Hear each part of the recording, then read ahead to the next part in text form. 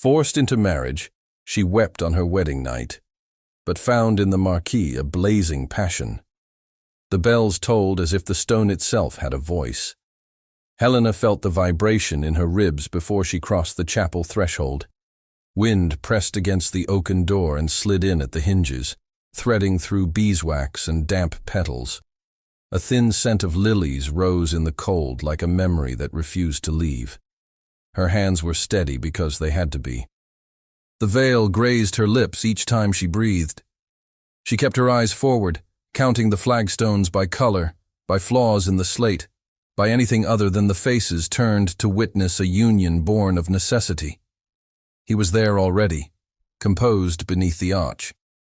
Tall, dark coat cut with military precision, the white of his linen a flashing line against somber cloth. The Marquis of Northbridge did not fidget. He did not glance at the doors.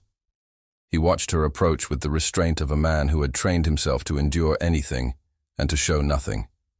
The bells gave one more strike, slightly off the moment. The sound slipped into her bones like a cold draught beneath a door. The words began.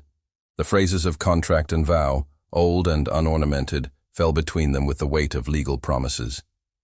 Helena answered when required, her voice lower than she expected, the syllables catching once on her tongue and then clearing. She did not look at the few faces allowed to stand witness. She looked at the hands that would soon take hers. The Marquis's hands were steady, long-fingered, the right knuckle pale as if habit had taught it to clench, and then taught it not to. "Do you?" someone asked, the way doors ask whether they will be opened. "I do," she said, and felt her throat grow warm because it was not a lie and not the truth. It was what must be said to keep her father's creditors from opening their own doors. When it was his turn, the Marquis's voice did not falter. It was not unkind. It was exact. Each word sat where it belonged. His gaze did not avoid her. It held, dark and unreadable, as if he believed a person could be examined for damage and reassured just by looking. A quiver went through him when the bells trembled again at the wrong instant, almost as if someone somewhere had pulled the rope too soon. It passed so quickly, she might have imagined it. But she had made a life of noticing errors in columns of numbers, small and telling. She marked it without meaning to, and filed it the way she filed a discrepancy, with care. Her mouth was dry. He had offered a square of white linen at the entrance to the chapel. Formality extended like a bridge. She had refused it because pride made smaller distances seem larger. Now she wished she had accepted, if only to learn how he folded courtesy in his hands. They exchanged what needed exchanging. The air was colder near the altar. The light slid over the carved stone, picking out a lamb, a vine, a sword. Her name was spoken, then his, the syllables binding not to romance but to obligation, and yet the ache that rose behind her eyes was not bitterness. It was a kind of grief for what might have been if the world had been gentler to both of them. A book was brought. The page left for signatures smelled faintly of iron gall ink. Her hand did not shake as she wrote her maiden name for the last time. The Marquis signed in a firm, architectural hand. Each letter a bar, a lintel, a brace. Sand was shaken to dry the ink. She watched the grains glitter and felt very suddenly that the ground beneath them all was only ground and could not catch a person if she fell. When they turned, the small congregation murmured the low approval society knows how to produce at will. Helena did not meet anyone's eyes. She allowed the veil to veil. He offered his arm. She took it. The contact surprised her, warmth beneath wool. The fabric rasped lightly as they moved together down the narrow nave. He was careful not to set too brisk a pace. He modulated his stride for hers without seeming to. The bells ceased. The door opened to the corridor. Quieter air welcomed them, layered with the smells of polished wood, hearth smoke, and the faint sharpness of iron from a poker leaned against stone. A lamp on a bracket threw an amber ellipse onto the wall. She kept her hand light on his sleeve. He kept his forearm firm as if any weight she might place upon it would be accepted without comment. At the chamber threshold she paused, because pausing was the only thing that was hers to choose. He registered it with the smallest turn of the head, and did not urge her forward. The veil shifted against her cheek. She felt how the house listened for them.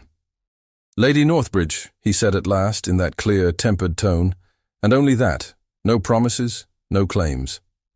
"Marquis," she returned, the single word both address and boundary. He opened the door and stood aside. The room beyond was warm and meant to be gentle.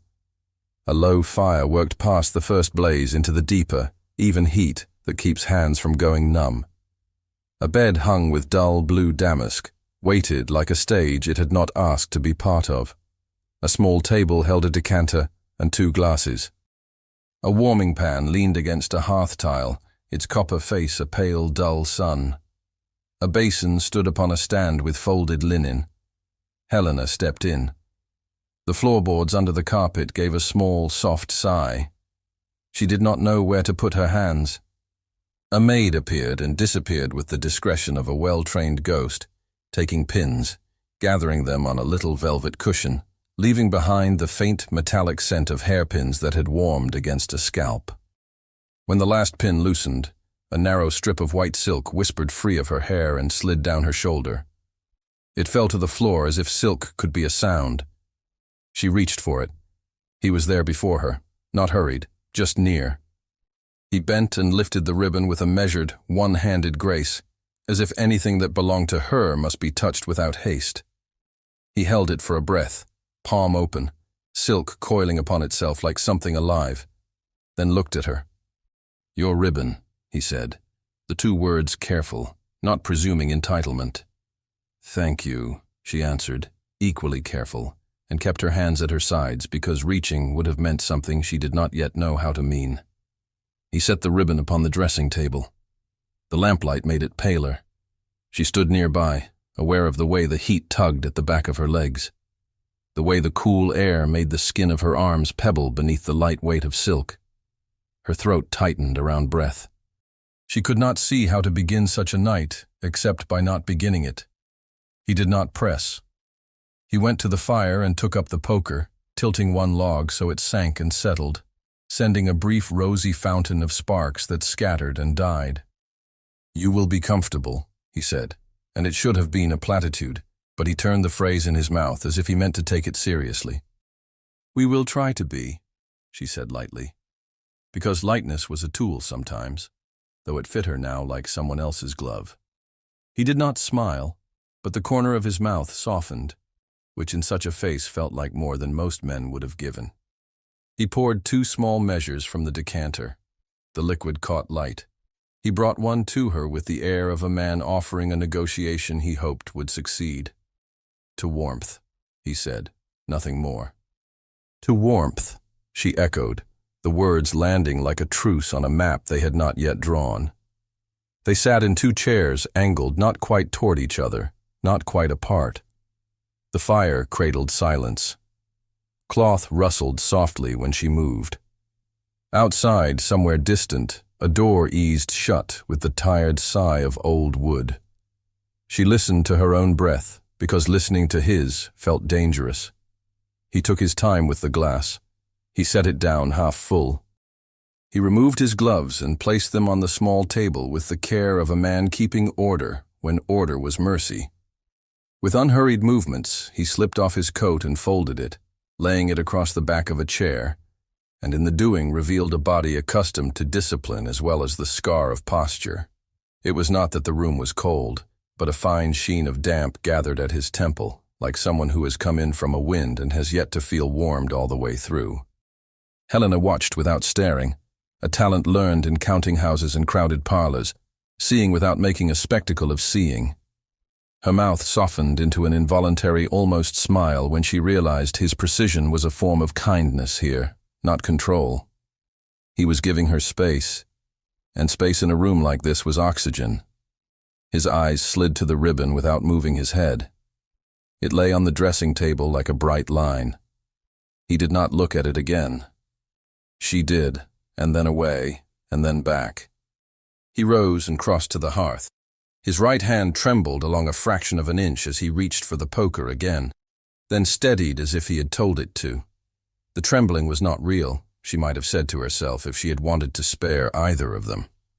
But honesty was a cheaper thing than lying, and kinder. She stood because sitting made her feel as if she were waiting for something that would come whether she waited upright or not. She moved to the dressing table, touched the ribbon with only her fingertips so it barely moved. Silk slid beneath skin, the smallest friction. "I will have water sent," he said, turning to the bell pull. "Please," she said, grateful for something practical to say. He pulled once. The cord whispered. The house breathed. A moment later there was a gentle rap. A tray was set just across the threshold by hands that did not hurry and a presence that did not intrude, and then the quiet resumed with the perfection of a drawing room that has been closed. They navigated the territory of small tasks together, as if doing so could teach them cooperation. She poured, he held the basin. She dampened a cloth. He placed the pitcher back precisely where it had stood. When she offered to return the favor, he shook his head once. "I am well," he said, and even his refusal was gentle. "You look tired," she answered, testing a narrow span of honesty, and waited to see if it would snap. "Only today," he said. They did not speak the truth that days make weeks, and weeks make lives. They did not speak of her father or of the ledgers in her head, or of the arithmetic that had set them here. The omission was not false. It was kindness. Both of them recognized it and decided to let the decision stand for now. "You will sleep," he said after a moment, and the unadorned sentence contained more generosity than an elaborate declaration would have. "Yes," she said, though she did not believe it. He moved toward the door to the outer room, perhaps intending to give her privacy, while the maid returned to undo the last unkindnesses of pins and laces. He paused, as if calculating whether speaking again would make things better or worse, and chose not to. When the maid had done and gone, leaving the small, sweet scent of soap and violet water, Helena stood before the fire and allowed herself exactly 2 tears. They were not noticed by anyone who would repeat them.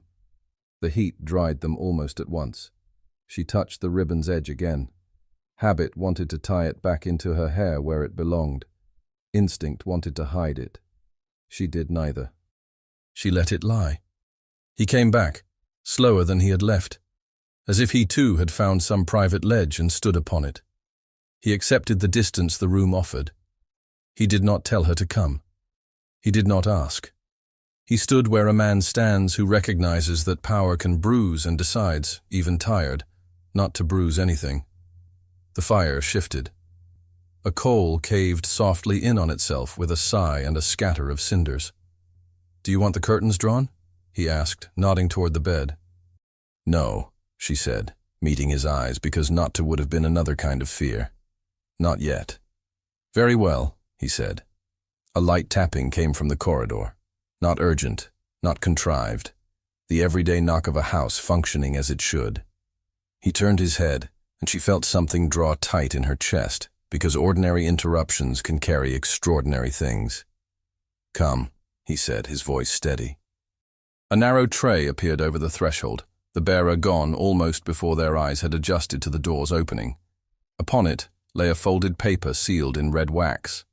The seal was unbroken. The paper had the slightly heavy weight of something meant to impress. No name was legible from a distance. No flourish announced a friend. He took it.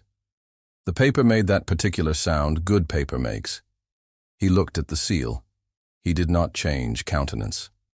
He did not ask her permission to open it or inquire whether she might wish to read it. He did not break the wax. She waited. The heat of the fire touched her ankles.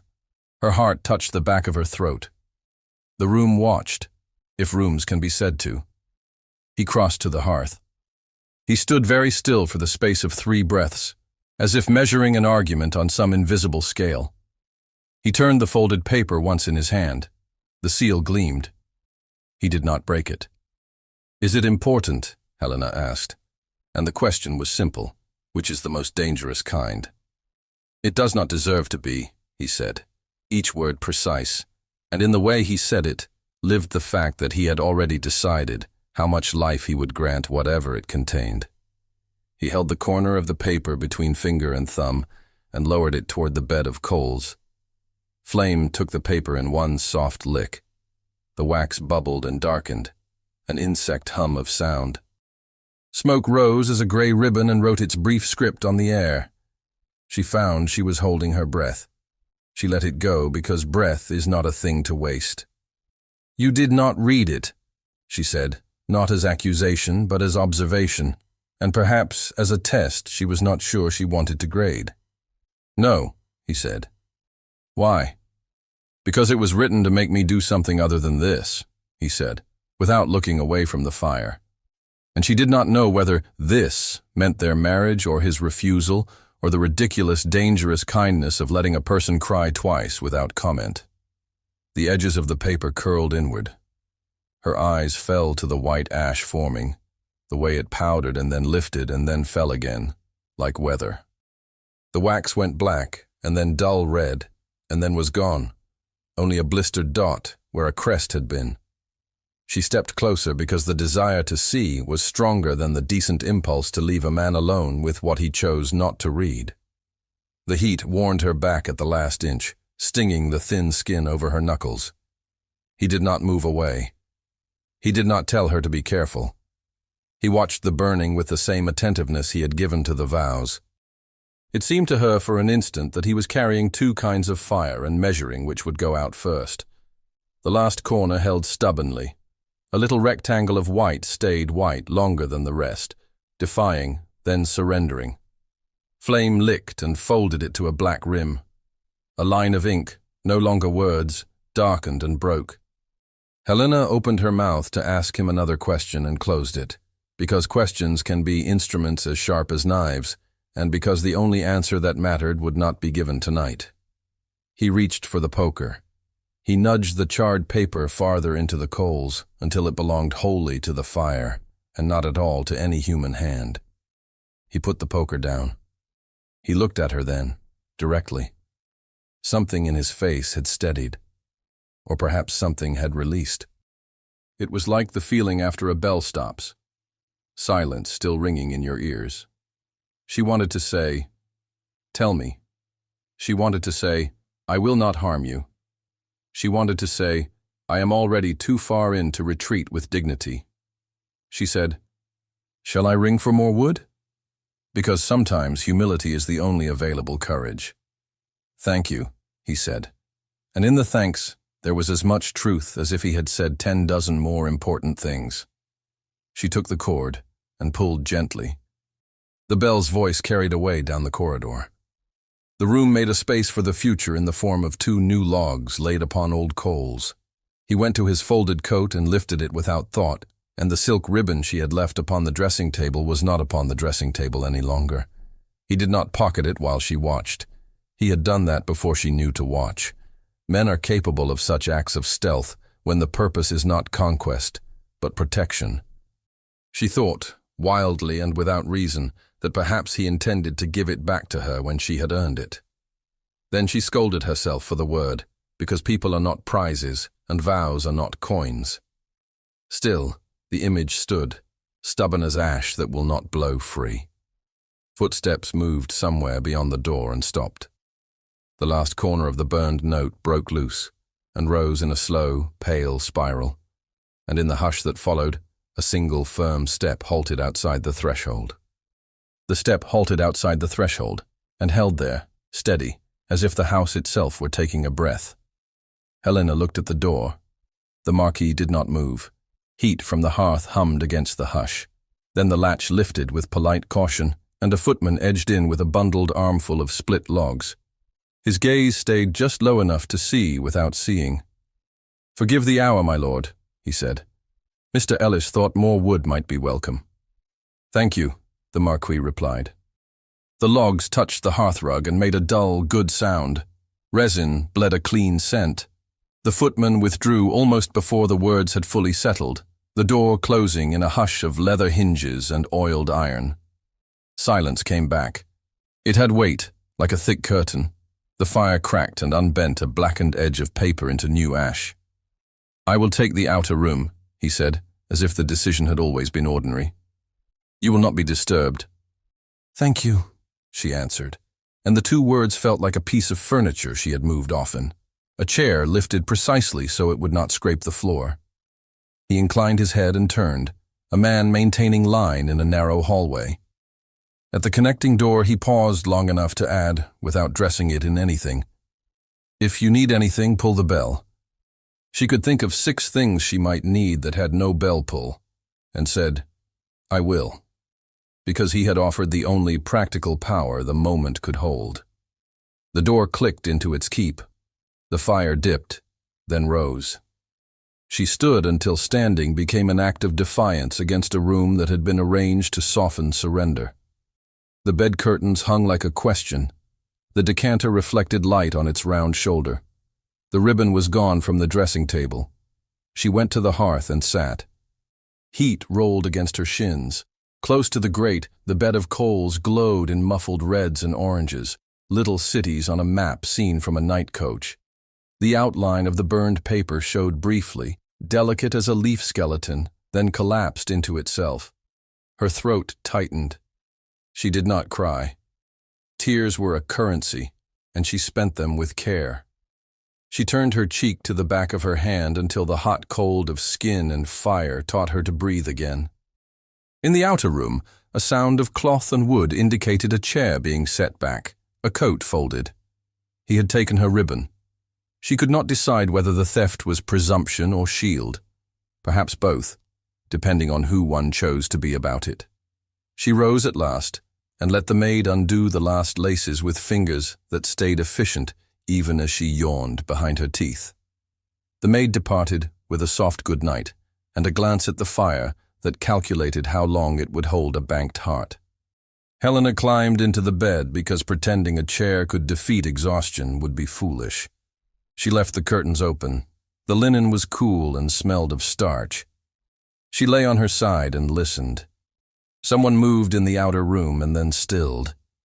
The house had its own music, the faint tread of a watcher in the corridor, the wind at the leaded panes, a settling creak where 2 beams had known each other for 2 centuries and still found things to discuss. Sleep came the way water fills a basin, a slow reach, a final, soft flood. She woke before light, the kind of waking that has no cause but itself. The room was grey-blue at the edges. The coals, now low and moon-red, held just enough heat to show the grate's pattern. Her hand lifted of its own accord and reached for the ribbon that was not there. Habit is a faster mind than reason. She sat up. The dressing table's surface shone faintly with the polish a maid had given it. On the wood lay a small coil of white silk, tidy, as if arranged by someone who respected the thing and what it meant. He had placed it there at some point between his taking it and now. It sat waiting like a promise that did not demand to be believed to be true. She looked toward the door to the outer room. Silence answered. A light fanned in at the curtain seam. Dawn touched the moor, and the moor sent it into the house. Birds had the insolent courage to sing. Somewhere a boot hit a flagstone. Someone yawned. Someone laughed low and was shushed. Morning began. She swung her legs from the bed. Cold reached for her feet and then gave up when she slipped them into slippers. She tied the ribbon around her wrist, not her hair. The silk lay against her pulse like a quiet oath. The bell rope hung within reach. She pulled once. The maid came with hot water, towels, a simple gown suited to morning. They worked without conversation until the last pin was coaxed into its cushion. "Will you take breakfast in the small dining room, my lady?" the maid asked. "Or shall I have a tray brought here?" "In the dining room," Helena said. The house would have to be faced the way sea must be faced when one lives by a coast. She left the chamber and found the corridor cool and clean, wide enough to make a person feel slowed by its dignity. Portraits watched. A coat of arms carved above the stair took the light in its shallow cuts. On her left, a tall window showed the courtyard where 2 grooms were slinging pails in practiced arcs. Coffee scented the air like a rumour.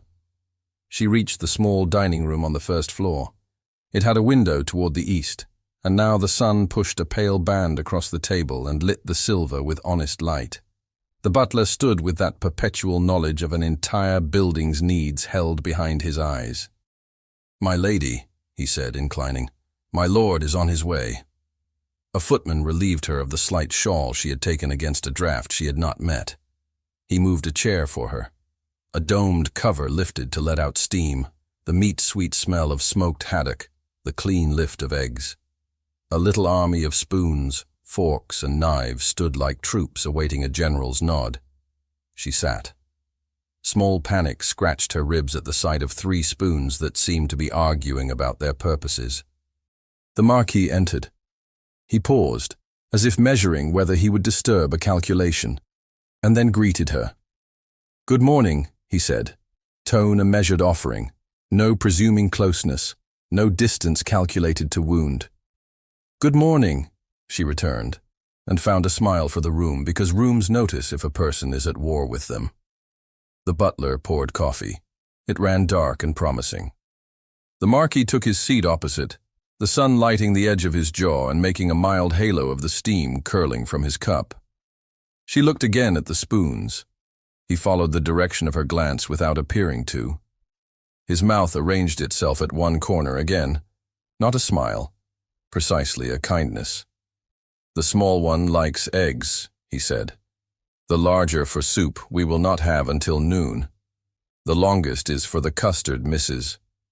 Hales will refuse us, because she is certain we will faint if we have it in the morning. The egg has a preference?" She heard the dry patience in her own voice, and was faintly astonished to find it there so early. "It may be a stubborn egg," he said. "One must conciliate eggs when possible." "Conciliate," she repeated, and the word folded itself into her like a small laugh she permitted to exist. "I shall attempt it." She set the tiny spoon to the egg cup and felt an almost childish relief when it worked, because it meant the day would allow at least one small victory. He pretended not to see the relief, and therefore saw it with grace. A plate went down before him. He took only a little. He seemed to eat food because a human does, not because he enjoyed proving anything he could do to it. "Will you walk the estate this morning?" he asked, as if he had meant to ask, and was glad to have reached it. "If I will not hinder business," she said. It came out almost formal, and then she softened it, because life was long, and politeness could be gentle if one allowed it. "I should like to see what is real." He looked at her then. She felt the look as one feels sunlight through glass. "It is all real," he said, so simply she wanted to argue for the sake of resisting the feeling that he had waited for someone to say it. "We will be back well before noon. The lanes are decent. There was less rain than expected last week." "I have boots," she said. "Good," he replied, and in the single syllable there was what might be approval. Breakfast arranged itself into a reasonable thing. Coffee refilled what courage took. Bread crust gave way under butter like a human accommodating a plan not entirely objectionable. The Marquis allowed a pause to become permission for the day to begin. They left the dining room without haste and found the pale morning full. In the courtyard, a light cart waited with a pair of cobs whose ears turned toward voices and then forward again in soldierly readiness.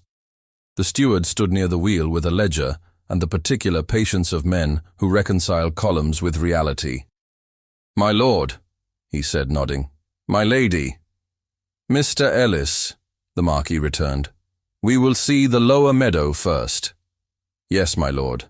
The far tile came loose in last night's wind," the steward replied. "Tom set a ladder." Helena climbed to the cart and settled onto the narrow seat. The Marquis took the place beside her, leaving room enough between them to honor the newness and the iron rules of it. The cobs set their shoulders to the lane. The castle slipped behind as if a great creature had decided to sit back and watch. Fields lay in low green, hedges made their modest fences, larks made fools of themselves in earnest joy. The air had that clean smell loudly called cold by those who do not live with it daily. They passed a cottage where smoke rose straight up from a low roof. A woman looked up from a wash basket and dipped her head without dropping her smile entirely. Helena noted the patched place on the thatch. The way the replacement reed was a shade paler, the neatness with which it had been laid. "You see it," the Marquis observed, without specifying what "it" was. "Yes," she said. There was no point pretending. "The thatch will match by next month." "By next rain," he corrected mildly, and the exchange left behind it a little warmth that was not fire. They reached the lower meadow. The steward's Tom had set the ladder as promised. A corner tile of a feeding shed had lifted. The Marquis stepped down and set his gloved hand to the rung, testing it, then handed off his gloves and went up with the unshowy competence of someone who has done so before. Wind caught his coat at his shoulders and made a dark flag. "Careful," Helena said, then regretted it, because caution can become insult if pressed on a person already careful. He looked down and the glance did not chide her for caring. He set the tile right, checked its mate, and came down without haste. "Thank you," said the steward, and it did not sound as if he had been required to say it by rank. They moved on. At a wellhead, he lifted the bucket and let it fall, listening not for echo, but for the way the chain moved in its groove. At a barn, he shouldered the weight of a poorly hung door and saw the hinge needed a slim wedge rather than a complaint to the carpenter. He spoke to a boy with a splinter in his palm and removed it with clean hands and a clean knife. He did not ask for thanks. He accepted them when they were given. Helena watched the transformations. In London she had seen men pretend at care with speeches. This was quieter. It was something that happened between one thing and the next, leaving the next better. The bell in the distant tower marked the quarter. The sound travelled on the wind and caught him a fraction off guard. His breath paused. It resumed almost at once. He set his shoulders as if he had remembered something and refused to be its servant. She said nothing. She kept pace. She had the sudden, unwelcome wish to reach for his sleeve and anchor him to the day. She folded the wish small and put it where it could not embarrass either of them. By mid-morning, they turned the cart back toward the house. Clouds were forming in elaborate scrolls along the horizon, not yet threatening, only hinting at the drama rain likes to bring to moor and mind. "There will be weather by afternoon," the Marquis said. "We shall want to see the gutters before it arrives." "Do gutters mind being seen?" she asked, to keep him easy and herself in the habit of speech. "They misbehave when unobserved," he said, with a shade of dryness. "They are like cousins of certain sorts." She breathed a near laugh. He did not chase it. That was kindness, too. The castle received them with moderate fuss. It is proud to be useful. In the great hall, a table had been set with cold meats, bread, and a little decanter of sherry for those who believed in such things at noon. A clock ticked with the confidence of an old retainer who has never been late in his life. A maid darted past with a folded cloth clutched to her middle and a look of panic appropriate only to someone newly employed and lost. Helena stepped into the library while the Marquis spoke with the steward about repairs. She paused at the threshold. The room belonged to a different species of time. Light fell along long shelves in a way that made dust look like a slow snow. Chairs had been placed where a person might sit to forget they were sitting. A large table near the windows held a few things arranged so neatly they could only have been left that way to be found. She moved closer. A pocket watch lay open. Its hands stood at a minute long past, its face a pale circle against dark wood. Beside it, a small brown glass vial nested in a shallow dish to keep it from rolling. A folded paper packet of powder sat under the lip of the vial dish as if someone had mislaid it, and someone else had decided to keep the mislaying tidy. She did not touch them. She stood and looked until the knowledge of looking grew heavy. Her first thought was that it was a man's things, set out for use, and then abandoned for a reason not visible. Her second was that certain scandals in London had taught her the names of substances a person ought not accept without question. Laudanum had its stinging, sweet odor when opened. When closed, it had only the absence of smell and a promise. Rain tapped the glass once. Then again. The sound was tentative and then more sure, like a mind approaching a decision. She reached toward the watch and stopped a breath before contact. A footfall behind her, quiet and measured, let her lower her hand without having to confess curiosity. "My lady," said the butler, respectful as always, "Mrs. Hales would be grateful for your preference regarding the afternoon tea." "My preference," Helena repeated, drawing herself back from the table, "is to trust Mrs. Hales." The butler allowed himself the smallest relief. "Thank you, my lady. She will be, I believe, very relieved." "Is there," she began, and chose her words with care so they would walk where she wished. "Is there much that requires arranging?" He considered the question, not just for its words, but for its request. My lord's cousin proposed to him this morning that a small gathering might greet the new Marchioness properly. Mr. Ellis awaits instructions. "The cook has strong feelings about game when rain comes."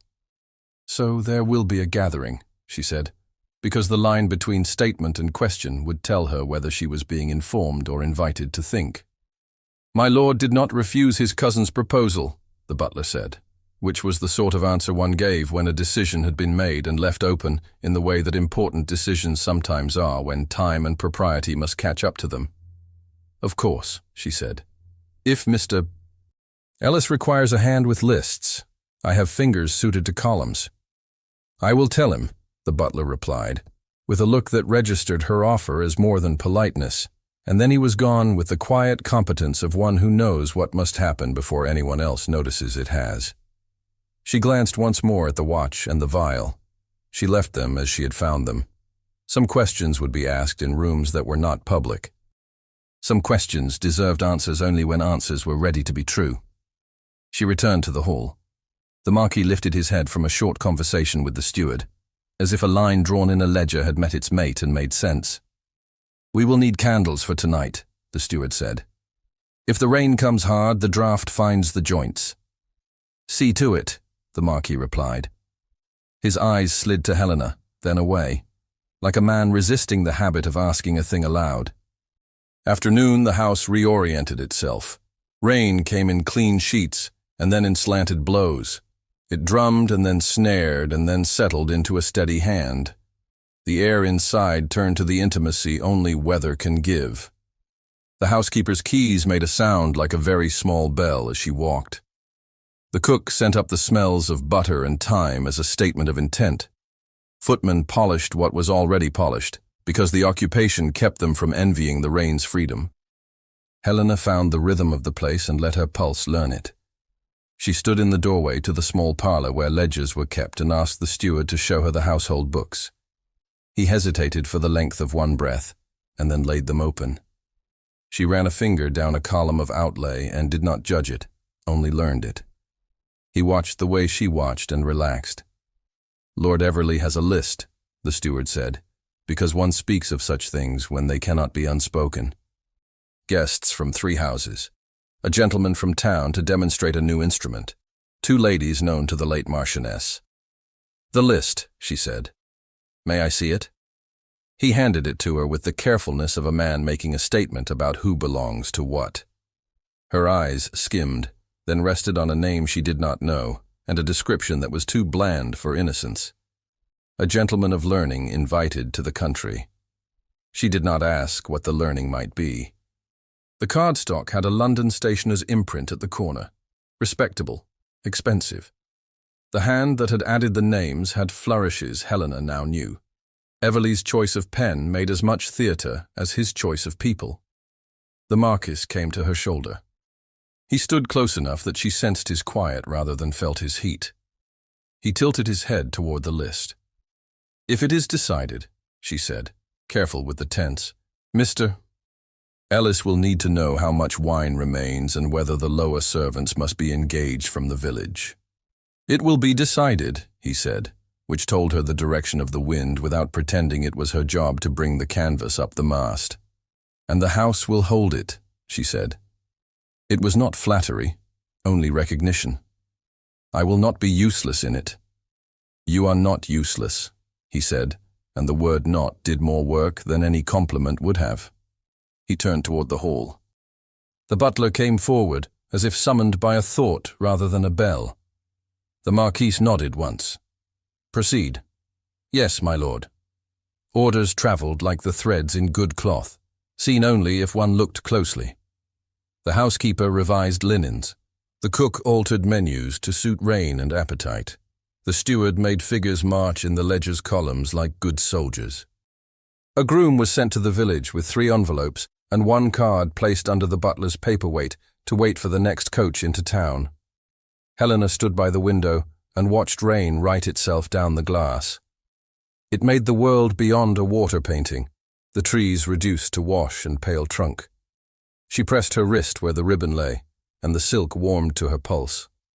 The Marquis crossed the hall and paused by the long table where papers gathered and were sorted in a daily tide. He lifted 1 envelope and set it down again. He took up a blank card, wrote a name in a tight, controlled hand, sanded the ink, and watched the sand flick into its dish. He placed the card beneath the butler's paperweight, a square of marble that had held more than one decision in its time. "Will you read in the library?" he asked, turning toward her. "I will try to read," she said. "The rain has better voices." He accepted the answer like a man who believed books waited patiently. He glanced toward the eastern windows. Lightning made a low, distant seam along the edge of the moor. "It will strike nearby and then pass," he said. "We have had the tower checked." "The gutters," she said, remembering. "Done," he returned, and something in his tone told her the house had been secured against more than water. Dusk moved in early under the weight of cloud. Lamps were brought to life one by one. Shadows bent themselves to furniture. The kitchen sent up a sound like purring when the oven doors opened and closed. The butler lifted the paperweight and slid the card toward the nearest light. The name, once revealed, looked like the shape of a thought she did not wish to have. He covered it again, efficient, as if he had seen her look and chose not to. "Shall I send the groom now, my lord?" he asked. "If the lane holds," the Marquis said. "No further than the village tonight." "Yes, my lord." Helena returned to their chamber to change her shoes. The room had been put to rights. The ribbon lay again on the dressing table, coiled as if silk could think. She touched it with the back of her finger and felt the question in it, the question the house had begun to ask without words. Thunder rolled, not near, but near enough to be noticed. The air had that charged feeling that makes a person unconsciously hold their breath. In the hall, the butler lifted the marble from the card one last time. Ink dried dark and certain. The seal fell with a practiced press.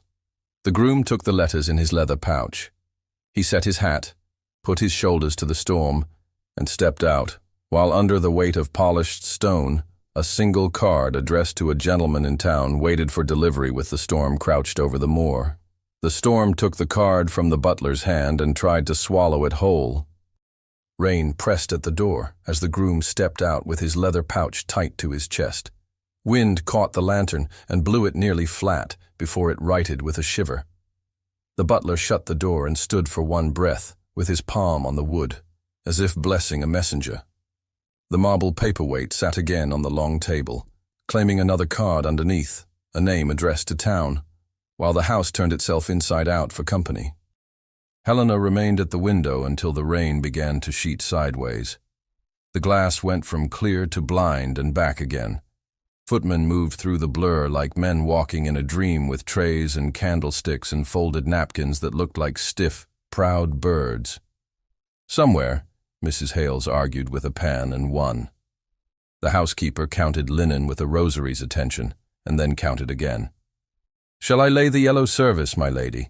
the maid asked at her elbow, breathless from errands. "The white," Helena said, then caught herself and added, softer, "The white keeps its head in a storm." "Yes, my lady." The answer traveled. White porcelain appeared and settled into place. On her dressing table, the white silk ribbon lay coiled like a sedate thought. She lifted it and tied it at her inner wrist, under the fall of her sleeve, where it could think with her pulse. Night did not yield easily. It stalked along the corridors and tugged at the candles until the men came with snuffers and trimmed the wicks into clean points of flame. The Marquis conferred with the steward in low sentences that carried more doing than speaking. Helena watched him measure the weather like a man who had learned to respect forces he could not command. "Mrs. Hales requests permission to add a fish course," the butler announced, appearing as quietly as a change in barometer. "If the moor allows the river to behave." "It will misbehave," the Marquis said dryly. "But she may have it. The men from the village will not faint if they meet a few bones." "Very good, my lord." Helena drew a long breath. "There will be music?" "Yes," the Marquis replied. "Mr. Ellis engaged the village violinist. He is better than he knows. And dancing. If the floor holds." "I trust it," she said, and only the two of them understood that she was trusting more than wood and nails. He inclined his head. That was all. It was enough for this hour. Rain slackened toward dawn, the way a man falls quiet after a long argument. The sky grayed. Lamps went out, one by one, like a constellation agreeing to rest. A team clattered into the yard. Another followed. Carriages took the gravel with the authority of those who believed invitations to be a species of law. The house tightened its bodice and smiled. Helena stood at the head of the stair with the housekeeper just behind, ready to be useful if usefulness was requested. She knew how to be arranged as something lovely in a room, and allowed it, though her hands itched for a list, a sum, a task that would prove she belonged. The Marquis came to her side and gave her his arm. The gesture was formal. The warmth of him was not. "Lady Northbridge," the butler intoned, as the first carriage stopped. "Lord Everley." Silas Everley brought the weather in with him without getting wet. He stepped over the threshold in a coat that knew London and smiled the way a cat smiles to convince a room it has always been welcome. "Cousin," he said, easy as wine, looking past the Marquis only enough to let Helena know he saw her. "And the new Marchioness." "Radiant. The county will be grateful." "We hope to spare the county inconvenience," the Marquis said. "Ah," Everley returned, as if discussing a hunting schedule. "And a small celebration is not inconvenient, but a balm. Consider me at your service." "I will," the Marquis replied, and the slight curve of silence around the words warned any listener with an ear. Behind Everley, a man in a dark, well-cut coat and traveling hat stepped in and removed the hat with careful hands. He had the tidy economy of someone who prefers to touch objects rather than people. The butler accepted the hat without comment. The man's gaze tracked the stair, the hall, the bell rope. One flick, one mark, one note written where rubrics go. He bowed to Helena at a proper angle. "Doctor," Everley said in that friendly way that makes the word light, "do you not find country air refreshing?" "I find it different," the physician replied, voice even. "I am obliged by your hospitality." "Northbridge hospitality is a county proverb," Everley said to the room at large, and the room, being polite, did not contradict him. Helena smoothed her glove as one might smooth the surface of calm water, and the ribbon under her sleeve shifted against her skin like a hidden ally. "Welcome," she said, and heard the layer under her voice that told the trained not to presume more than welcome. More guests followed. A gentleman and his wife from the neighboring estate with a fixed smile between them. Two ladies whose gowns proposed that fashion could protect a person from rain. The violinist from the village arrived pale with importance and bright with pride, carrying his case as if it held his heart. People shed capes and shook off droplets that glittered like scandal in light. The house filled with it, the sideways glances, the small admiration, the curious cruelty that passes for entertainment when there is nothing else to do. Helena held her chin level and let her eyes be intelligent, not naive. She could be made to blush.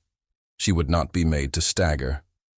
When she could breathe without feeling watched, she leaned toward the Marquis's shoulder and let her voice find the place between form and intimacy. "Everley means to be useful," she said, as if remarking upon a bouquet. "He means to be seen to be useful," the Marquis answered, equally low. "There is a distinction." "There is," she agreed, and the agreement shaped a thin wire between them that would hold for now. Music began. The violinist found his courage in the first long note, and then could not be stopped. Couples took the floor with that civilized hunger the gentry have for patterns they can master. Helena accepted a dance with the Marquis because refusing would have called attention to something that deserved none. He took her hand, with an exactness that told her she would not be made to feel foolish. They moved together in rows and turns, figures learned in childhood and called up now like saints for help. The floor held. The house seemed to approve.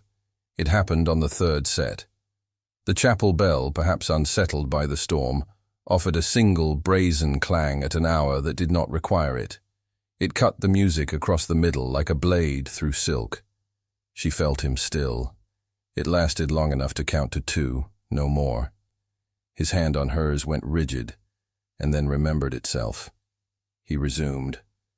No one who did not care would have seen. She did. The physician did. Everly smiled without teeth. When the dance ended, the Marquis bowed as if nothing had passed through him but music. He stepped aside and gave claim to other partners. Everly intercepted him with a toast that pretended to be gracious and felt like a bird trap. "To health," Everly said, lifting a glass. "To peace," the Marquis answered. "To whatever allows us to sleep," Everly added, eyes bland as cream. "Structure," the Marquis said. Helena turned away because not every battlefield needs a witness. She let a lady submerge her in talk of ribbons and church flowers and the cost of candles. The ribbon under her sleeve lay warm, an anchor for a ship that had not yet broken its moorings. A footman passed with wine. His hand jarred at the wrong instant. Claret ran sudden as blood onto the Marquis's cuff. "My lord!"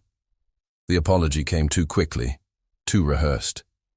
"It is nothing," the Marquis said, most of his attention on keeping his hand level. The smallest tremor fought him. He won, but the victory cost invisible coin. The physician was there without being seen to move, offering a cloth already folded to the right shape. The Marquis took it and wiped his cuff with the quiet dignity of a man choosing not to see an insult, because to see it would give it strength. Helena's chest tightened. She took a step toward him. Everly pivoted to intercept, a smile easy, and a voice pitched as if making conversation about the weather. "You must find the house lonely when the west wing is shut," he said to her, eyes innocent of anything but concern. "I told Northbridge he should open it for his bride. Air does much." "The house keeps our comfort without entire openness," Helena replied. "Air can be found in rooms built for it." "But secrecy can stifle," Everly murmured, just for her. "There's care and there's concealment. A delicate line, and a durable one," she returned, "when kept by a good hand." He laughed softly. "Ah, brave. You will make him admit he needs you. How fortunate that your arrival solves so many inconveniences at once." She tilted her head. "Inconveniences. You know how debt collects like damp," he said. "You sweep it out, but it finds the corners. Your father must bless your courage." "Lord Everly," she said, and the name stopped him as effectively as a closed door.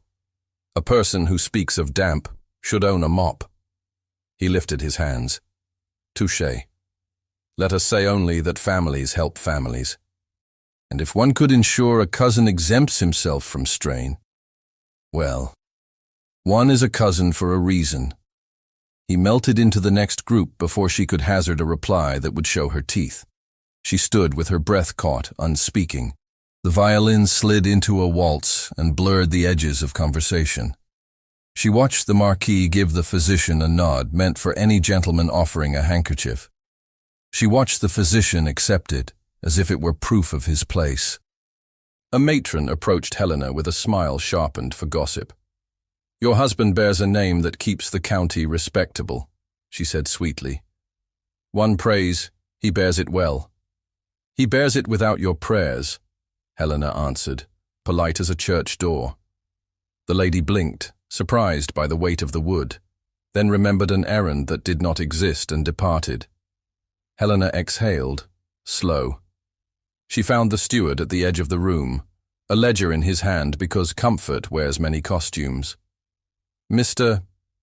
Ellis," she said under the music. "My lady. The list you showed me, has everyone arrived?" "Yes, my lady, except the gentleman from town. Send a groom at first light. He will go." She let the conversation end where it could do no harm and returned to the Marquis nearly at the same moment he turned toward her. Their eyes met across 2 paces of polished floor. It felt farther. "Will you," he asked in a tone chosen for a crowd, "be at ease if you retire early?" "I am not tired," she said, which was not quite true. "But I will not keep you from your guests." "They are not mine," he said. "They belong to weather and opportunity." "I suppose we all do," she murmured. And then, because subtext suffocates when given no air, added gently, "If there is anything I must know, tell me now." "Only that the storm makes men foolish," he said. "And that I will not have you harmed by it." "Storms do not ask permission," she returned. "They arrive. I can still bar certain doors," he said. She felt the words catch in her. He had not told her to leave. He had not asked her to stay. He offered a door. She looked at it and at him, and could not tell which was kinder. He glanced toward the physician, then toward Everly speaking to a clump of men as if reciting a small play, written only for malice. He made a decision she did not hear but felt. "After breakfast," he said, quiet and final, "you will go to town for a few days. You will be more comfortable there while we finish with this weather." "Finish," she repeated, and it was a small word with many rooms. "Do you think it will be finished when I return?" "I mean to make it so. And I mean to stand here," she said, the plea inside the sentence covered by silk. "With you. You will stand better if not aimed at," he said. "Do not ask me to pretend otherwise." Her eyes stung. It was not rejection. It felt like it. She nodded, because there are times when argument appears valiant and is only vanity. "If you will send," she said, very calm, "for the carriage after breakfast, I will be ready." He inclined his head. That was all. That was the harm. That was the care. Music filled the room again, mercifully. Conversation climbed back up the walls like ivy. The physician smiled a thin smile at no one in particular. Everly took a glass he did not need and admired the storm through a window as if he had ordered it. Helena left the hall when she could do so without making a trail. In her chamber, she opened a small writing box and took out paper, a pen, a bit of sand for drying. The table's polished surface reflected her hand like a ghost. She wrote only a few lines. Truth does not require ornaments. She folded the sheet and closed it with a wafer. She drew off the ribbon from her wrist and bound the letter with it, crossing, tying, smoothing the silk with her thumb, as if the act could steady the man who would read it. She placed the letter on the center of the dressing table, where no tidy hand could move it without noticing. "Will you need assistance, my lady?" the maid asked softly from the door. "Not yet," Helena said. "In the morning." When she turned to lift a shawl from a chair, the door moved at the edge of her vision. She looked back at the table. The letter lay where she had left it. She exhaled, set the shawl down, and crossed to the hearth to stir the coals. It took half a minute. When she returned, the ribbon lay unbound on the polished wood, as if it had never held anything at all. The letter was not where the ribbon was. Her breath stopped. She did not cry out. She picked up the silk and felt it cool and unhelpful in her fingers. She searched the obvious places a neat creature might move a paper to, under the tray, beside the mirror, in the blotter. Nothing. The maid had gone to fetch hot water. The corridor held its evening quiet as if it had been made of wool. She thought of Everly's precise hands and the physician's precise eyes, and swallowed fury and fear together until they tasted the same. Sleep did not take her easily that night, but it came as all fatigue does. She woke to a morning that had washed its face. The sky was the pale of a watered silk. The house smelled of rug beating and resolute coffee. She put on a traveling dress that could handle town and country both. She did not look for the letter again because looking would be an admission. Downstairs, breakfast occurred, as if the previous night had been an illustration, rather than a wound. Spoons stood at attention. Bread offered itself. The Marquis did not ask whether she had changed her mind. He would not ask. He walked with her to the door as any correct husband would. Everly materialized near the stairs and tipped an invisible hat to them both. "Safe roads," he said warmly. "The lanes can be cruel after rain." "They are better than most men," Helena replied pleasantly. He laughed, let the sound show his teeth, and moved aside. The carriage waited, lamps already doused for daylight. The coachman sat straight on the box with a look that said he had driven in worse and would do so again. The maid took her place inside with the exactness of a soldier. Helena placed one hand on the doorframe and felt the wood, felt the house swell and shrink with breath, felt the ribbon at her wrist like a pulse that was not hers alone. The Marquis stood below the step. He did not kiss her hand. He did not touch her arm. He said, close and low, "Send word when you arrive." She nodded. It was all she could manage without saying something that would pull the whole careful fabric apart. She climbed in, the door shut. The interior smelled faintly of leather and lavender. The coachman called to the horses. Reins tightened, wheels rolled.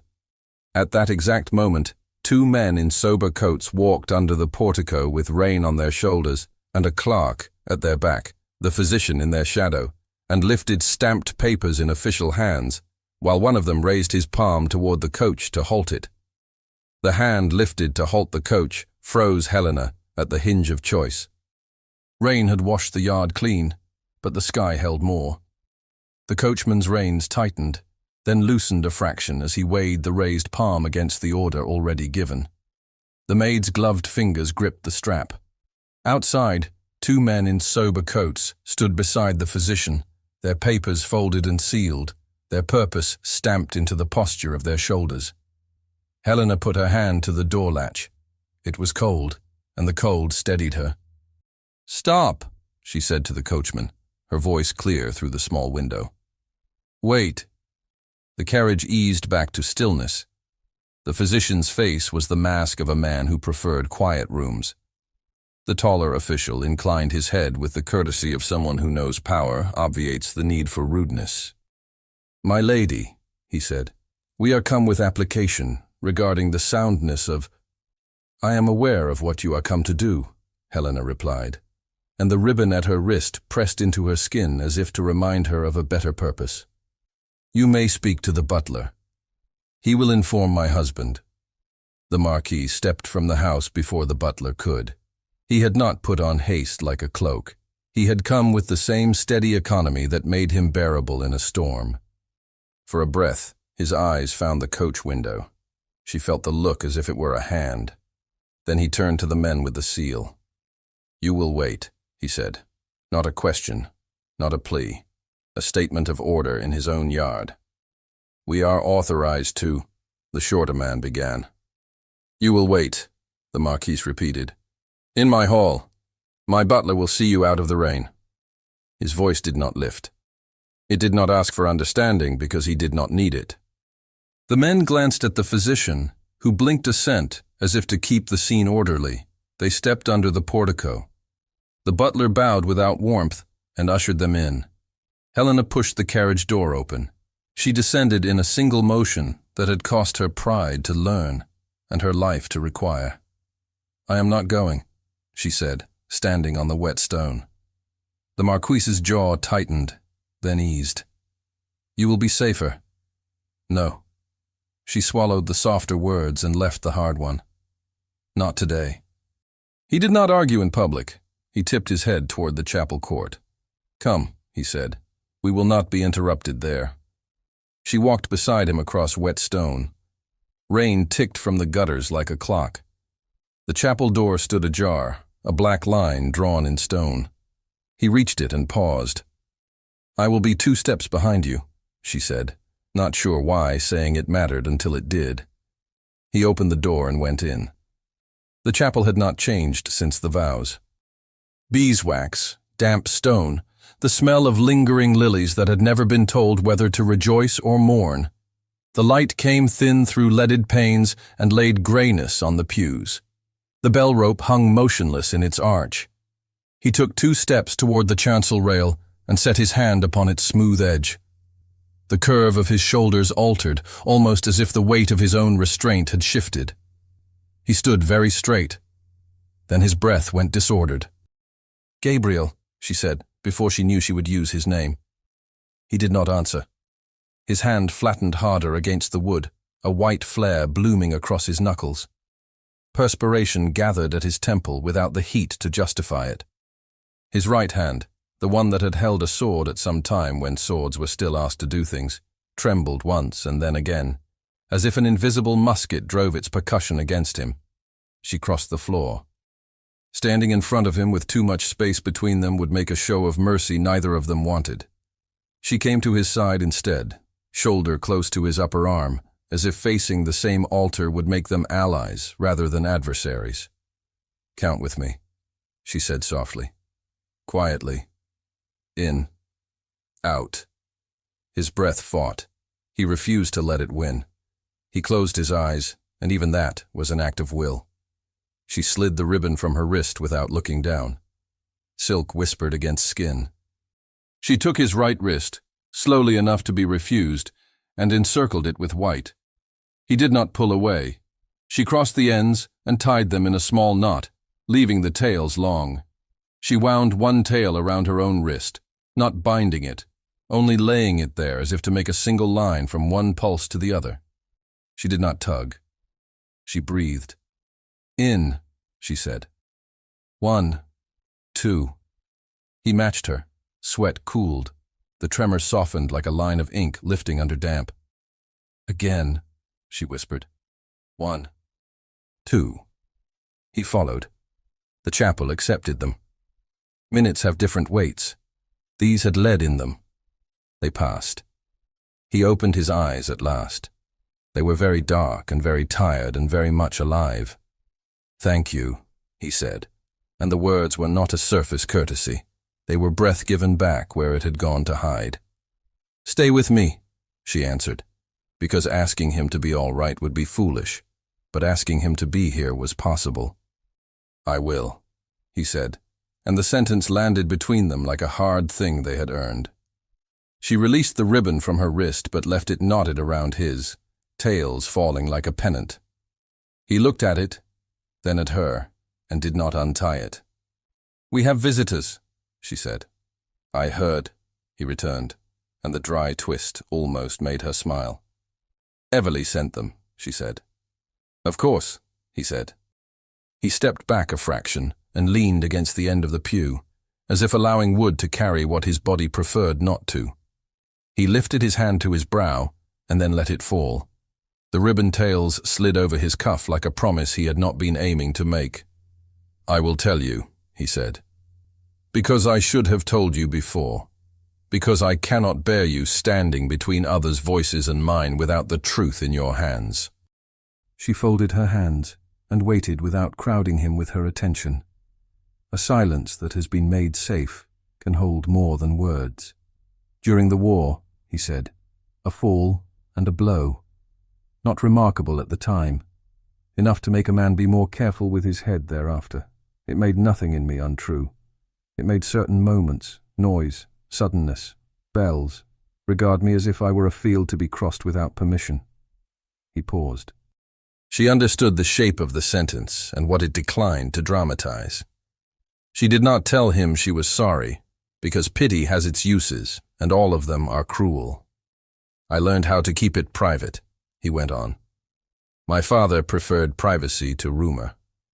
The staff understood the difference between loyalty and fear. We managed. Rare now. Rare enough to call it not a condition, only a fact. Rare," she repeated, letting the word be what it was. "Everly," he said, and the name came out flat. Has long cherished the view that the estate would be better in his hands. In the spring, he acquired certain of Hartwell's notes. He found his leverage where a man does when he cannot make a case on merit. He wrote to me the night of our wedding. You saw the seal. She remembered the paper in the fire. Heat found her face again. She heard the words without surprise and felt them without forgiveness. He threatened, the Marquis said, to bring a commission if I did not allow him to meddle in leases and disbursements. He implied that a doctor would be helpful. The man in the hall, she said. He has given evidence in town before, the Marquis replied, at the request of men whose interests aligned with his recommendations. So you married me to protect the estate, she said. The sentence chose itself. He looked at her. He did not flinch. I married you because I needed an ally who could not be bought and because your father required relief. That is the unromantic truth. I did not expect, he breathed, and shook his head once, as if refusing an indulgence. This, she said. Storms, bells, you, me. Yes, he said. His mouth moved, and if a smile had been allowed into the chapel, it would have been born in that movement. I do not regret the thing that placed us here. I regret the manner of it. Regret is an honest coin, she said. It spends. It buys nothing I want, he returned, but it will pay for something we must do. She stepped closer, almost, and then did. Tell me. They will ask to convene a commission, he said. They will present a ledger, notes, observations designed to sound careful and be false. They will claim soundness is not present here. They will expect a wife to be confused by physicians and grateful to cousins. And what will we do? We will be dull, he said, with a resolution that felt like the first real warmth of the morning. We will bring facts dressed in plain clothes. Good, she said, and the word took breath like a person. We will need the household accounts, the steward's book, dates of improvements, sums disbursed, receipts. Yes. We will need to know when the apothecary keeps his shop shut, she went on, the merchant house in her blood waking, as if called by its true name. If their book puts laudanum into your hands on a Sunday, it lies. The stamps on paper, they change. I can see which sheet was taxed last year and which was not. Ink tells time. If the doctor filled his ledger with whatever would serve him, he has played scholar, and he will be undone by his tools. How? He asked. Will we see his ledger? We may not, she said. But men who write too much love to leave copies. He carried a small book last night with numbered pages. A person who numbers his pages does not like gaps. He will have another, or he will have sent notes. And servants notice. He exhaled and let his head rest against the wood for a breath. You are brave. I am practical, she said. Courage is when practicality fails. He closed his eyes a second time. Stay. I will, she said, and the knot in the ribbon seemed to tighten of its own accord. They left the chapel as they had entered, side by side, the door giving back a small, hollow sound that felt like a promise. The hall set its face for war, without raising its voice. The butler managed the officials in the anteroom with the firm civility that makes a gentleman remember himself. The physician stood near a window with his hat in his hands, eyes moving like a man counting nails in a floor. Everly was absent, which was like him when work was required. The Marquis said to the butler, "Tea for our guests, then ask Mr. Ellis to bring the accounts." "Very good, my lord." Helena slipped into the small parlour where ledgers slept when not in use. The steward arrived a moment later, the big book already in his arms. He set it down as if offering bread. "My lady," he said, and added in a tone that made her throat tighten, "Tell me where to stand." "At my shoulder," she said. "On my side." He smiled without showing teeth. "Yes." They opened the book. Columns lifted. A year's worth of figures sat in polite lines, asking to be understood. She traced what meant something. Drainage paid at Michaelmas. A carpenter's bill settled early after wind. Blankets purchased in a late frost. Leases renewed. The steward supplied context like a man reading aloud to a person who can read, but wishes the company of a voice. "This entry," she said. £2 to Owen for the well. The day? He ran his finger. A Tuesday. "And this prescription," she said, lifting one of the folded slips the physician had left the day before, darkly suggestive of authority. "Dated on a Sunday. We will need the apothecary's book." "The apothecary closes on the Sabbath," the steward said, cautious. "You know it. I know it. But saying it is not proving it." "The housekeeper keeps lists," Helena said, "of deliveries. She likes to check them. She will recall if anything from the apothecary arrived when it should not." "If we must ask the vicar whether the shop keeps Sabbath, we will. But better the apothecary's own hand." Mr. Ellis nodded. "We can send a footman to ask him to bring his book. If he refuses, we will ask him to recite. He will not lie. His wife would hear of it." Helena allowed herself the smallest laugh. "Then ask the wife." The steward went. The housekeeper came, keys chiming like a discreet bell, and laid her own accounts beside the household's. "I am not clever, my lady," she said, "but I am exact." "Exactness is cleverness," Helena answered. "Show me when the apothecary came last." The housekeeper pointed, crisp. "Friday week. Laudanum for the kitchen maid's tooth. Mrs. Hales counted every drop. Sunday." She stopped. "No, never Sunday." "Good," Helena said. "Keep these close." A maid hovered in the doorway, hesitated, then squared her shoulders and stepped in. It was the same girl who had fetched hot water the night before, the one whose footsteps were quick and quiet. "My lady," she said, cheeks pinking with the audacity of speaking in such company. "The doctor's little book. He keeps his notes in it, but he has a habit."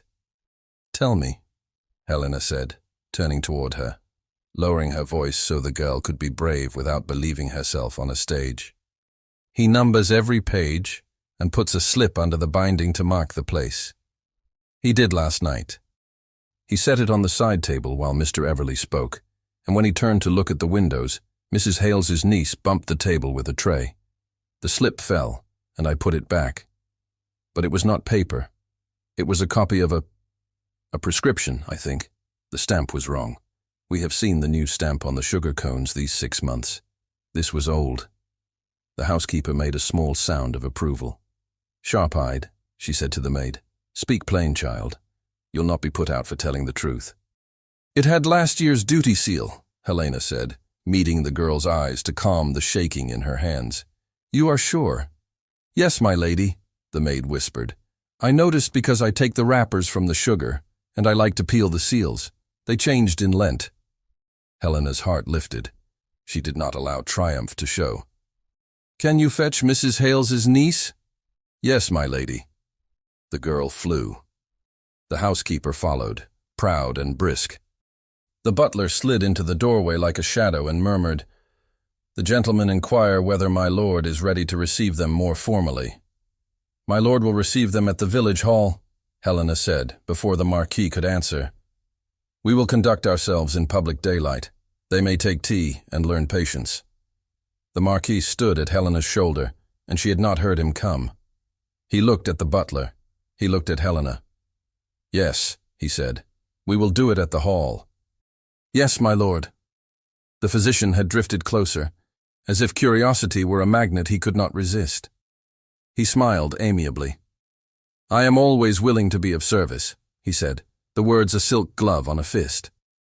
"We know," the Marquis replied. "You may convey your willingness to the magistrate." The physician's eyes flicked to Helena's wrist. The corner of his mouth moved when he saw the white silk ribbon tied around the Marquis's. He turned away as if he had seen a detail that mattered and disliked the implications. The day gathered itself. Rain lifted. The wind took a breath. A message went to the village, then returned with the news that an inquiry could be held in the morning. Public enough to satisfy curiosity. Formal enough to satisfy law. The steward sent word to tenants who would be asked to speak to weather and work. The housekeeper polished candlesticks that would not be used and polished them anyway. Afternoon dulled into evening. The Marquis went to the chapel once more, not to struggle but to stand. Helena followed and took the ribbon from his wrist and tied it in a loop around the bell rope, low where a hand could grasp it without ceremony. He raised a brow. "So we remember to breathe," she said. "So we remember what we choose." He touched the loop lightly with his thumb. "We will not need it," he said. "Perhaps not," she returned, and allowed the hope to sit between them like a candle with a high, clean flame. They walked back through the court in step. In the hall, the officials looked up with the impatience of men kept waiting by those whom they do not recognize as their betters. The butler offered them another cup. They declined and asked to be lodged. They were told the village inn had space. "Tomorrow," the Marquis said to them. "At 10. "At 10, the taller man agreed, offended and affronted, and forced to be polite. They left in a whisper of coats. The physician bowed with care that could be read as respect or calculation. He did not look back toward the chapel. By night, the house had become itself again. Servants ate in the kitchen, low voices, a burst of laughter that made Helena's eyes sting in the best way. The steward closed the ledger with a sound that felt like putting a lid on water to keep it clean. The butler went quietly through rooms that would host no guests and saw that lamps were safe. Helena stood at her chamber window and found the reflection there, the outline of her face, the pale line at her wrist where the ribbon had lain before she hung it on the bell rope. She touched the glass. Cold met warm and made a small fog. A soft knock sounded. The Marquis entered with the restraint of a man determined to be a gentleman in his own life. "I am sorry," he said. "For what?" she asked. "Not to make him list his sins, only to let him determine what mattered." "For the manner, as I said," he answered. "For requiring you to carry a burden you did not choose." "I chose this morning," she said. "That is enough choice to make the rest worth it." He looked briefly, like a man who has been allowed to sleep. "You were right," he said. "To say storms do not ask. They come. I have spent years building doors to close against them. Perhaps I should have built anterooms instead." "Doors are admirable," she said. "Rooms where one can wait together are better." He nodded. "Tomorrow," he said. "We will show them the difference between a man who is ill and a man who has been injured. Between a house that hides and a house that keeps its secrets until they are needed. We will show them what is real," she said. He took her hand. He lifted it no higher than courtesy and kept it there longer than courtesy allows. His thumb pressed once where her pulse spoke. He let go before decency could be asked to leave. "Sleep," he said. "You too," she returned. She did sleep. Morning came quickly, clean-edged and pale. The house moved with purpose, dressed as calm. A simple breakfast sustained those who would speak and those who would listen. Boots were pulled. Cloaks were thrown over shoulders. The white ribbon, left knotted at the bell rope, swung slightly in a draught like a promise that expected to be kept. They rode to the village in silence that did not wound. Tenants walked in pairs, caps in hand, the steward among them with his ledger wrapped in oilcloth. The butler carried letters like a general carries orders. The housekeeper came as far as the lane and stopped, her eyes bright and dry. At the low building the village used to gather, voices hummed. The hall door stood shut. A man from the magistrate's office, the same who had held up his hand, stood beside it with a paper in his palm. The Marquis looked at Helena. She looked at him. Their hands found each other because that was the shortest distance between two human beings who had chosen not to stand alone. "Ready?" he asked. "Yes," she said. They stepped forward together and stood before the door, their fingers still joined, as the latch lifted from within and the wood began to open on the hour they had made their own. The door opened on a room full of breath held too long. Helena felt the change in the air the way a sailor feels wind shift. The village hall was small enough to see every face and large enough to fit every opinion. Benches had been pulled forward and filled. Coats steamed against the walls. The magistrate sat at a trestle with two officials from Chancery on either side. papers stacked like a low fort. The physician kept to the edge of a window and held his hat like a shield. "Mr." Ellis stood with the tenants and the butler, the ledger wrapped in oilcloth in the steward's hands. Gabriel stepped forward with her. His hand released hers only at the last moment, because there is a point beyond which a private gesture becomes a public argument. She felt the absence as a cool patch on her palm and let it steady her. The official on the left cleared his throat.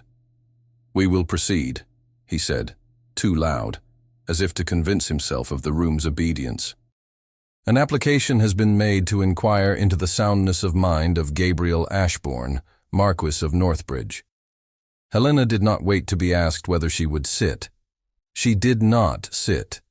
She stepped to the front, where the trestle table could look her in the face, and gave her name without ornament. "I am Helena Ashbourne," she said, and her voice was not large, but it did not need to be. The room bent to hear her. "I am the Marchioness. I will speak before you speak about my husband." Heads turned. The magistrate lifted a hand, half warning, half invitation. "Lady Northbridge, I know what is at stake," she said, cutting nothing and no one, simply laying the words down where there was a space for truth. "You may inquire. You should inquire when someone asks you to. But you should also look. A man's mind is not a rumor to be weighed by those who benefit from his fall. It is a life. It includes his people, and his work, and his word. If you will hear about his mind, you must hear about his heart. The evidence is not in one book. It is in all of them." She raised her hand, and the sleeve fell back just enough to show the white silk at her wrist. She untied it with careful fingers and crossed the small space to Gabriel. No one breathed. She placed the ribbon into his open palm and left it there, slow, public, plain. "It belongs here," she said, so quiet only he could have heard, and the room nonetheless understood. He closed his hand around the silk with a control that trembled and held. He inclined his head the tiniest degree. She turned back to the table and nodded to the magistrate like a woman who knew the cost of courtesy and paid it. "You may proceed," she said. Gabriel stepped forward, and the left side of the room, the side that remembered his father and his grandfather, straightened. He placed the ribbon in his waistcoat pocket without drama and rested his fingertips on the edge of the trestle, as if to steady the paper rather than himself. "You have the word soundness before you," he said. "Permit me to give you other words: drainage, yield, rent, weather. We are not a theater. We are a farm with more roofs than fields, and we must balance both." He lifted a folded sheet from the oilcloth bundle Mr. Ellis had unwrapped and laid it flat. It was a plan, drawn in a firm hand, of the lower meadows drains, lines and arrows and notes that spoke a language of cold logic and wet ground. "This," he said, touching the lines, "was put in after Michaelmas. The water that used to sit and rot the roots now runs in stone channels under the field and is carried into the ditch near the lane. You may ask the man who laid those stones whether I knew my own plan. He is here." A tenant with a weathered face and a Sunday coat rose awkwardly, cap in his hands. "Aye, he knew it," he said, voice climbing and then settling. "Set a string hisself. Said there's a drop on it 1 inch in every 2 yards. It does run that way, my lord, pardon." "No need to pardon," the magistrate said, with the faintest twitch of a smile. Gabriel moved to the next sheet. The bridge on Withers Brook. It was replaced rather than mended because mending would have failed by wit. "Joseph?" he asked, without looking down to see if the carter was present, because he knew he was. "Aye," Joseph said from the back, proud as a trumpet. "Saved me 1/2 mile each way. Got the barley in before that last rain when the old bridge would have made me wait and then sink me for the waiting." Helena watched him humbly master his own accomplishments, laying them out not as triumph but as accounting. The steward's ledger came open with soft authority. "Mr. Ellis read figures in low tones that were neither defensive nor boastful. The room had to lean in to hear, and so it heard. "Blankets," Gabriel said. "In the freeze. Mrs. Hart." He corrected himself with the smallest interruption. because the old habit had almost given Helena her maiden name, and he would not permit even that slight of her. Mrs. Hales kept a list. 20 blankets purchased, distributed with names. You may ask those names. He gestured. An old woman with a headscarf rose. We had the baby then, she said. She had a cough. My lord sent coal, right enough. It was Mrs. Hales sent the coal, Gabriel said gently. From your money, the woman returned, chin up, and it burned the same. The official on the left shifted and tried to make paper sound like authority again. My lord, no one disputes your generosity. The question is, whether your mind is— You will not finish that sentence without my answering it first, Gabriel replied, the edge in his tone nothing like anger and everything like dignity. I am not a poet. I am not a saint. I am a man who can draw a plan, reckon a field, and remember to leave a gate as I found it. If a bell strikes wrong, my body will remember other thunder for a breath. That is not unsoundness. That is memory. If a cousin wishes to make a field out of a man, that is not care. That is a trespass. A small, nervous laugh ran through the back benches, and then died, ashamed of itself. Silence returned, the respectful kind. Helena stepped forward when he stepped back. She set both hands on the trestle and let the paper beneath her fingers remind her of all the tables where she had counted in order to survive. You have heard of drains and bridges, she said. Hear now of ink. The physician's eyes flicked to her hands and away again, as if he did not like seeing his favorite subject taken away from him. These are the slips the doctor left the house, she said, lifting the folded papers with their tidy script, the dosage amounts in a hand that hid behind neatness. Observe the dates. Observe the day names written beside them by the butler, who keeps his own habit of order. The magistrate took the top slip and peered. The official on the right leaned in. It reads Sunday, the magistrate said. It does, Helena answered. And here is the apothecary's ledger from the village. Mr. Ellis asked him to bring it. He is too shy to speak, but his book is bolder. You may turn to the page. You will see that on the day in question the shop is marked shut. The vicar will tell you the same. He never sells on the Sabbath. If laudanum was dispensed, it was dispensed in a room where stamps and dates were not seen as law, but as something to be tidied afterward. She did not look at the physician because humiliation is not necessary for truth to do its work. She slid another slip forward. The duty stamp, she said. Tax on paper changed in Lent this year. The sugar cones we receive wear the new seal. So do receipts from the mercer and the smith. This one wears last year's. The doctor's little book numbers its pages. When the slip fell, a maid saw the wrong seal and put it back. If he had torn it out, the numbers would have shouted at us. If he kept it, the seal would whisper. Either way, the truth would speak. The official on the left shrank a degree. The official on the right shifted his elbow away from the physician's hat. The housekeeper came forward at Helena's nod, her keys quiet at her waist. We do not buy on the Sabbath, she said crisply. We do not receive on the Sabbath. We don't open the door except for God or a birth. And God don't send laudanum, a tenant muttered with reverence misdirected, and got an elbow from his wife. The room breathed again. The physician tried to smile. It had no home on his face. Records can be mistaken, he said. The mind is more delicate than drains.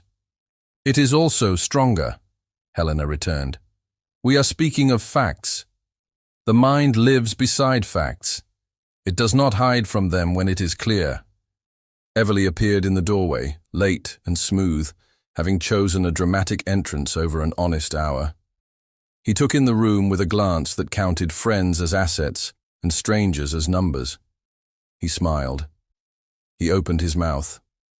Lord Everly, Gabriel said without turning, you are welcome to sit. You are not welcome to speak for me. Dear cousin, Everly replied, easing fully into the room with his hands spread in a gesture that asked to be forgiven for arriving anywhere. I speak only for the county's peace. The county will find peace, Gabriel said, in the truth. He stepped back and placed his hand on the bench behind him as if to lay claim to wood that had seen weddings and funerals and harvest meetings and would now see sense if there was any left to see. He looked at Helena. For an instant, the hall vanished, and they were two people in a smaller room where air and light and fear and courage had learned the dance they would need for this. And she felt her chest loosen because he was with her. Not behind. Not in front. With. The magistrate cleared his throat and looked down, then up, then down again. He had the expression of a man who would have liked to avoid attention and had instead stumbled into a moment when someone would remember him for having done the right thing. "Doctor," he said evenly, "your ledger, if you please." The physician produced the little book with numbered pages. He set it on the trestle as if it were an altar. The magistrate lifted it and ran his finger down a page and came to the place where a slip had been returned under the binding haphazardly. The corner of the slip bore a stamp slightly off-center and wrong by a season. He glanced at the apothecary's big book. He nodded once to himself, then again to the room. "Gentlemen," he said to the officials, "we have evidence that certain entries are irregular. We have heard plain testimony regarding estate management. We have observed the subject of this inquiry speak with clarity and answer with control. We have weighed the motives of the petitioner as they show themselves without requiring us to impugn anyone's relations. Is there sufficient ground to proceed with a commission?" The officials conferred in a lean of shoulders and soft paper noises. The left one looked temporarily at the physician as if he had expected more competence for his half-past London fee. The right one shook his head once, just enough to count for decision. "There is not," he said. "There is not," echoed the other, more reluctantly. The magistrate sat back. Relief settled over the room like warmth. It did not explode. It exhaled. Someone clapped by instinct and stopped, embarrassed, and then laughter broke the embarrassment, and clapping followed, and then it transformed into an old parish habit. A boy pulled the hall's bell rope once and then again, and the sound leapt up into the rafters and into the air outside, where it could be what it was, a voice that belongs to everyone. Helena's throat tightened with it. She blinked, and the tear did not fall because she needed both eyes to see the faces in front of her. The tenants looked not just relieved, but larger. The steward's jaw eased. The housekeeper pressed her keys to her dress and stood very straight and very proud. Everleigh's expression altered by degrees, smile turned down, hands going from open to idle. He did not sulk. He performed graciousness, which is to say, he bowed slightly and turned away before anyone could watch him after that. The physician retrieved his hat with care. He did not meet Helena's eyes. He slipped toward the door, lighter by the weight of arrogance dropped somewhere near the trestle. Gabriel reached her across the small chaos of thanks and murmurs. He did not take her hand at once because the moment required 2 steps of holding themselves upright. Then he did. He lifted her fingers, not to his lips, which would have been theater, but to his chest, a gesture that told her where his gratitude went and where it would stay. "Together," she said, because it was the only word large enough and small enough to be true. "Together," he returned, and the word fitted them like a well-sewn seam. Outside, the bell continued its untidy jubilance. The hall began to empty, with that cheerful disorder English people like to pretend they dislike. Men clapped other men on the shoulder. Women pressed hands. Children who had been shushed were given leave to chatter, then shushed again out of habit. The magistrate shook Gabriel's hand without flourish. Mr. Ellis tucked the ledger under his arm and looked 10 years younger. The butler drew himself up 1 full inch taller and hid a smile by turning aside to conserve his dignity for another day. Gabriel flicked a glance toward the chapel spire just visible over the cottages. Helena nodded. The movement of agreement traveled through him. They walked the lane without a cloak, despite the thin wind that teased at edges. The churchyard gate gave its small, familiar complaint and then allowed them through. The chapel door was, as always, as they had left it. Inside, nothing had changed, and therefore everything had. The rope hung from its beam with a loop of white silk tied low. Helena touched the loop. Her fingers closed around it as if greeting an ally. Gabriel placed his hand over hers. She felt the strength there and the care inside the strength, and it remade something she had thought would always be brittle. "Shall we?" she asked, because asking is its own grace. "We shall," he said. They pulled together. The bell spoke a true hour. The sound filled the small chapel, then expanded, found the air, rolled out across the moor and into the houses and into the field edges and into the barns, into anything that would take it and carry it on. When the rope stilled, they let their hands linger. Silk lay soft under his palm and warm under hers. He looked at her there, in the light that came sideways through the leaded glass, and smiled not like a man practiced in drawbridges and retreat, but like a man whose walls had learned to make rooms rather than prisons. "I could not have done this," he said quietly. "Without you." "You should not have had to," she answered. "But I am glad you did not try." He laughed, a short, warm sound like a match struck and catching. "I am not clever with thanks," he said. "You are better with plans," she returned. "We will make those next." "We will," he promised. They walked back to the hall and were congratulated all over again, which they bore with the patience of people who preferred work to praise. Then they let the hall empty, and the lane, and the court. The house received them with the intimacy that follows strain. It was only afternoon, but the light had that soft quality weather sometimes grants as apology. The library called them without voice. They went there because the books watched without gossip and the chairs did not misunderstand elation for invitation. He closed the door. He did not lock it. He did not need to.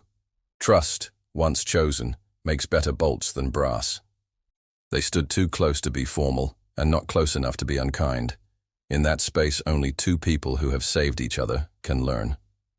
He lifted his hand to her cheek and stopped a breath away from touching, to give her the option of retreat.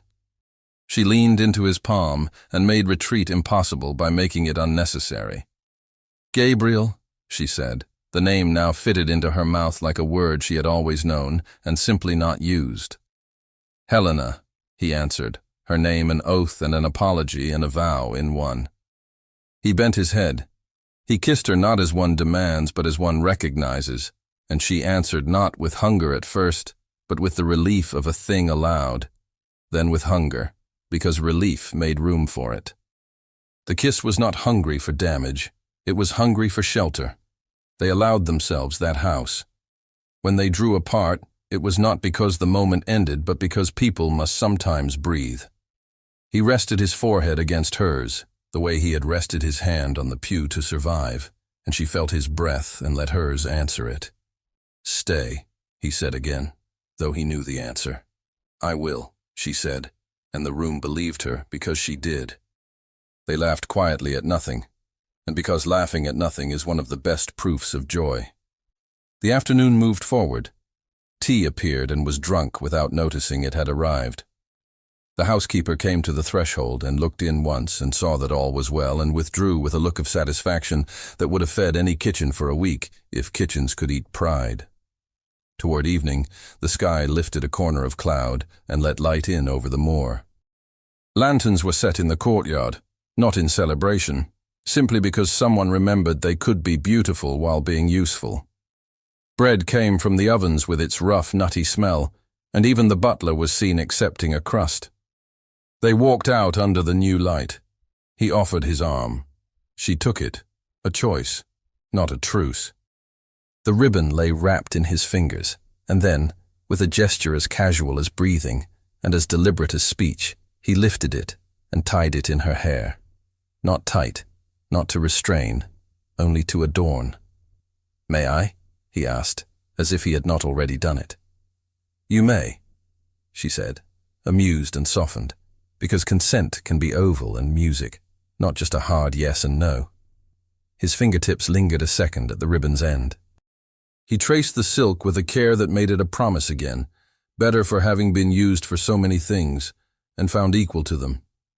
He followed the line of it until it vanished into her hair, and stayed there. The bell gave the hour in the distance. the sound unremarkable and therefore perfect. People moved in the yard like figures in a kindly play. Mr. Ellis passed with his ledger under his arm and pretended he had always held it so lightly. The housekeeper stood in an open door and let the smell of baking go out into the evening, as if it were a rumor she liked to start.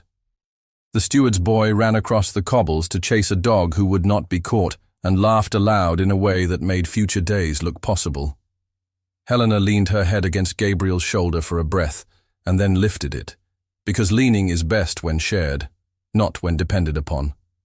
He turned his face toward hers, and in the last of the light his expression was unguarded and whole. "Home?" he asked, and did not mean the building. "Home," she said, and meant him. Thank you so much for listening to this story all the way to the end. We hope it moved you as much as it moved us while telling it. We'd love to hear your thoughts. Leave us a comment telling us where you're listening from and what you liked the most. Rate this story from 0 to 10. What score would you give it?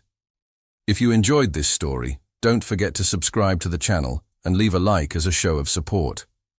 That really motivates us to keep creating and sharing more stories full of emotion and life lessons.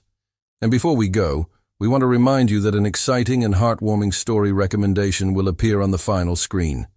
If you'd like to enjoy it, just click on the video. Thank you once again for being here, and we'll see you in the next story.